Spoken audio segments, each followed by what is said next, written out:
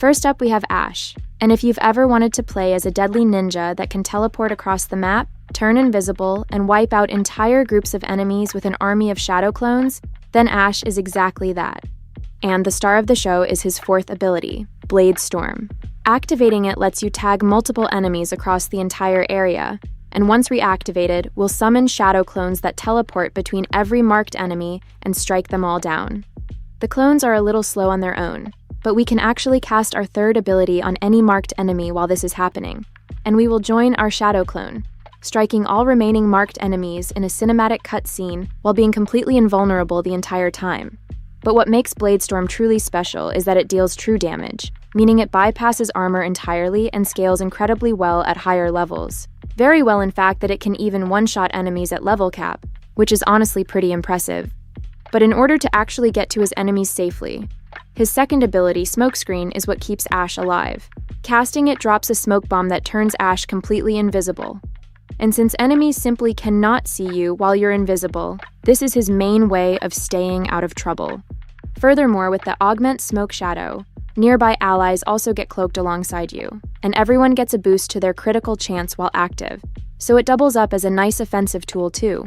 And lastly, his first ability hurls a pair of homing shurikens at nearby enemies, and with the Augment Seeking Shuriken, it can completely strip away an enemy's armor in a single throw with enough ability strength.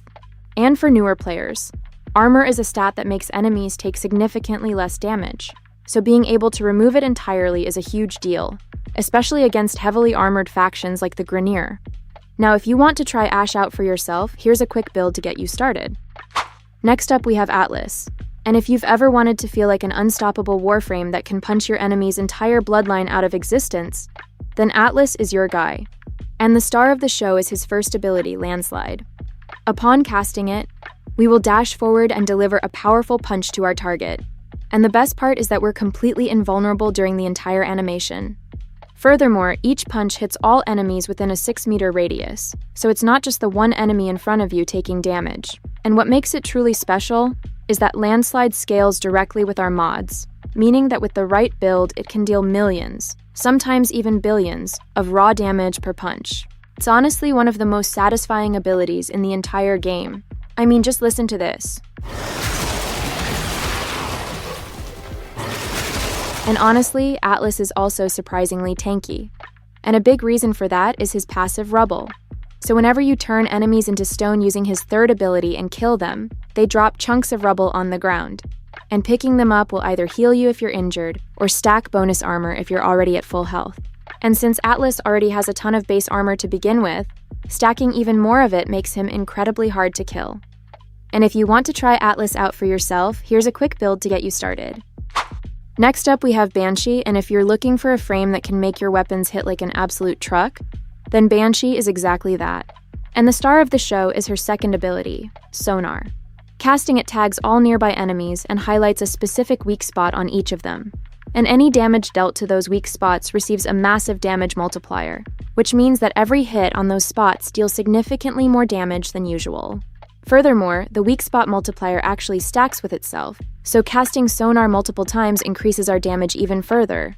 And honestly, back in the day, if you wanted to flex those insane damage number screenshots to your friends, Banshee was the frame you went to. Just stack a few casts of Sonar on a single enemy, hit the weak spot, and suddenly you're posting billions of damage in the Warframe subreddit. And with the Augment Resonance, killing an enemy through their weak spot automatically triggers another Sonar pulse, which means that you barely even need to recast it as long as you're consistently hitting those highlighted spots. And her third ability, Silence, is also pretty useful. Casting it creates an aura around us that briefly stuns any enemy that walks into it. And on top of that, it also disables their abilities entirely while they're inside the field.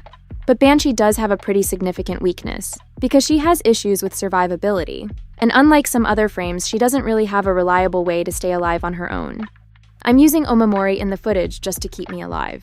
So unless you're shield gating or using the Helmand system to bring in a survivability option, she can feel pretty fragile. But if you want to try Banshee out for yourself, here's the build that I'm using.